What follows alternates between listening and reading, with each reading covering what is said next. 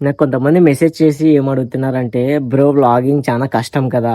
Daily content అంటే ఎట్లా అని అంటున్నారు. మనకైతే కష్టం లేదు మామ. ఎందుకంటే ఒకప్పుడు తీద్దాం అనుకునింటి. వాళ్ళేమనుకుంటారు, వీళ్ళేమనుకుంటారు అనుకున్న మైండ్ సెట్‌తో ఈ పరిస్థితికొచ్చిన. వాళ్ళు వీళ్ళు అనుకుంటారని నువ్వు వీడియో తీస్తే నువ్వు ముందుకు కూడా పోలేవు.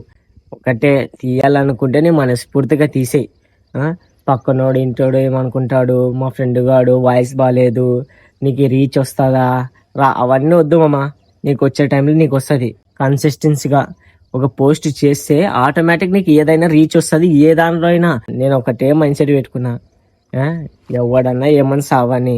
వీడియో చూసేవాడు చూస్తాడు, చూడుకున్నవాడు స్కిప్ చేస్తాడు. వాడేమో అనుకుంటాడు, నా గొంతు బాలేదు, నా వీడియో బాలేదు, నా ముఖం బాలేదు అనుకోవాడు మస్తుగా అనుకుంటాడు అనేవాడు అంటాడు. కన్సిస్టెన్సీగా ఎయ్యి, నీకు వచ్చినా రాకున్నా పర్లే.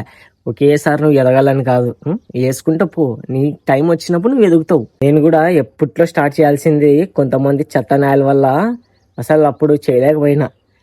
అది బాలే, ఇది బాలే, రే రాదు, నీతో కాదు అన్న వాళ్ళందరూ ఇప్పుడు నా దగ్గరకు వచ్చి బ్రో, మామా అని పిలుస్తున్నారు నన్ను. వీళ్ళు వాళ్ళని అస్సలు పట్టించుకోకు.